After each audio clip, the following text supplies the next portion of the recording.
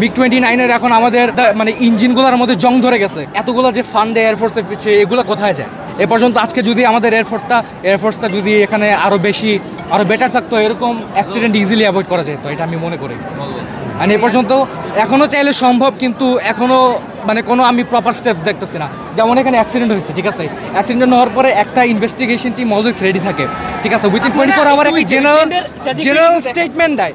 আমরা এখন এই পর্যন্ত একটা জেনারেল স্টেটমেন্ট পাই না যে এই প্ল্যানটা এখানে এই ট্র্যাজেক্টরিতে কীভাবে আসছে।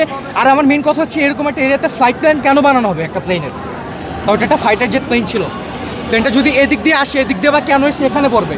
এখানে যদি পড়ে, এখানে আমি বলতেছি না পাইলটের ছিল, অবভিয়াসলি আমি বলবো যে pilot he gave is best, but আমি মনে করি এটাকে আরও অনেকভাবে এটাকে অ্যাভয়েড করা যেত। প্লাস আরেকটা জিনিস হচ্ছে প্লেনের মেনটেন্যান্স। আমাদের এখন কারেন্টলি মানে best fighter jet we have is MiG-29 এখন আমাদের মানে এমন অবস্থা হয়ে গেছে, মানে ইঞ্জিনগুলোর মধ্যে জং ধরে গেছে। কয়েকদিন আগে আমি যেটা দেখলাম, রাশিয়া থেকে আমাদের নিউ সেটস অফ ইঞ্জিন আনার কথা, কারণ এত বাজে অবস্থা। অ্যান্ড কথা হচ্ছে, এতগুলো যে ফান্ড দেয় এয়ারফোর্সের পিছিয়ে, এগুলো কোথায় যায়?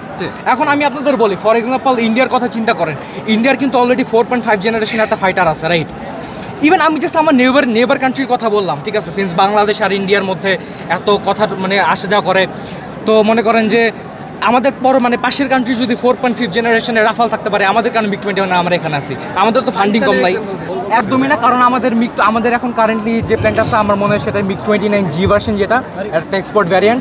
আমাদের এখন যদি মনে করেন, এখন আপনারা যদি বলেন এই যুদ্ধ করার ক্ষমতা, আমাদের যদি এয়ারফোর্স মানে এই আপনার রানওয়ে থেকে প্লেন ওঠার সাথে সাথে তো ইন্ডিয়ার রেডারে যে আমাদের প্লেনটা থাকবে, আমাদের তো এমনি দেশটা আমরা ছোটো না, কোনো মতে ক্যাপাবিলিটি নেই, আমাদের ভালো এয়ার ডিফেন্স সিস্টেম নাই, আমাদের অ্যান্টি এয়ার ক্যাপাবিলিটি নাই, আমাদের তো এই দিক দিয়ে আমরা তো ভালো কিছু না। আমাদের যেটা আছে সেটা বলতে পারবো আর্মি, আমাদের গ্রাউন্ড ফোর্সেসটা আমাদের তাও একটু যা ডেভেলপ, গ্রাউন্ড ফোর্সেসের তুলনায় আমার মনে হয় না যে এয়ারফোর্স অতটা ক্যাপাবল, একদমই না। আর স্পেশালি আমাদের এই MiG-29G যে প্লেনের মধ্যে যেসব আর্নামেন্ট আছে, এর চেয়ে আরও অত্যাধুনিক অনেক আর্নামেন্ট আছে। আমি তখন ঘটনাস্থলে ছিলাম না, বাট যতটুকু আমি দেখে মনে হয়েছে, আর আমি ইম্প্যাক্ট এরিয়াটা যতটুকু দেখলাম, প্লেনটা আসছে এই ট্র্যাজেক্টরিতে, অ্যান্ড প্লেনটা যখন না আমি ছিলাম না, বাট ইম্প্যাক্ট এরিয়া দেখে বোঝা যায় না।